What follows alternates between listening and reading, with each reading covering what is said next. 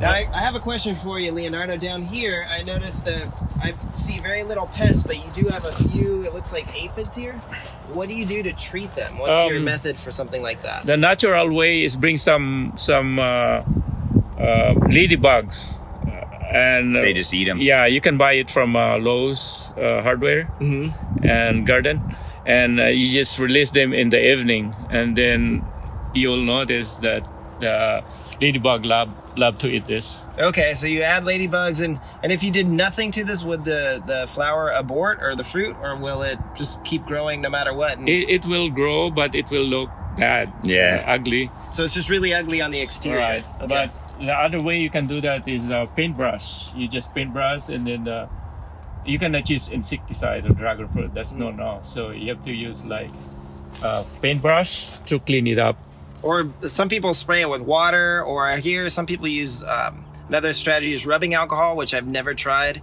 And then I've tried some neem oil, which is organic, and that will be okay, but it does tend to add a little film to it. So I like the idea of using ladybugs. That seems like a good idea. Yeah. Nice organic way to treat it. But it's interesting that one flower has it, but I don't see it anywhere else. So sometimes you notice there's some ants that they bring them over. They bring it up. Argentine but ants. I don't see. I see a few ants here, but they're not spreading it. Yeah. Oh, Yeah. There's a couple here. Yeah. Do you ever have any problems with ants at all? Like, do ants give you any? Yes, but I use organic here. I put, if you notice, there's a bottle there, and it's right here.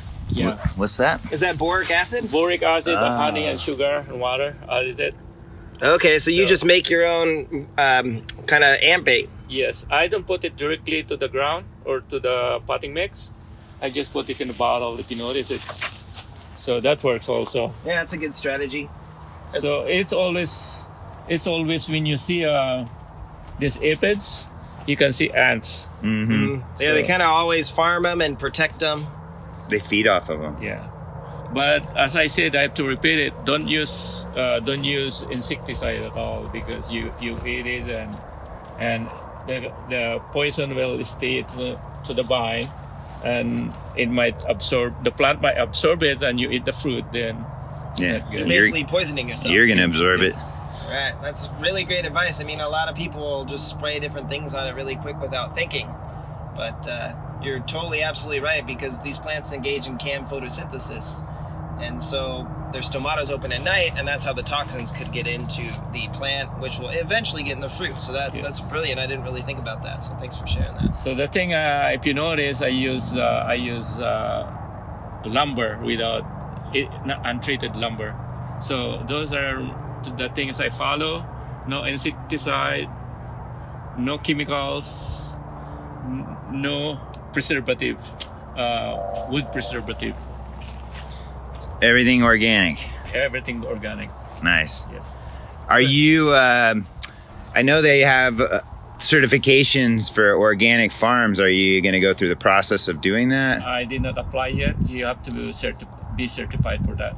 Okay. So, It's a lot of It takes a while, huh? Extent. It's hard to get, I think. You have to grow for a while before you can get that, I think. I think if you start practicing, even you're not certified yet, if you're practicing, no poison, don't spray the weeds with the chemical with killer, no insecticide, no everything, it will be easy Yeah, to apply. that makes sense. You're following Exactly. procedure, yeah.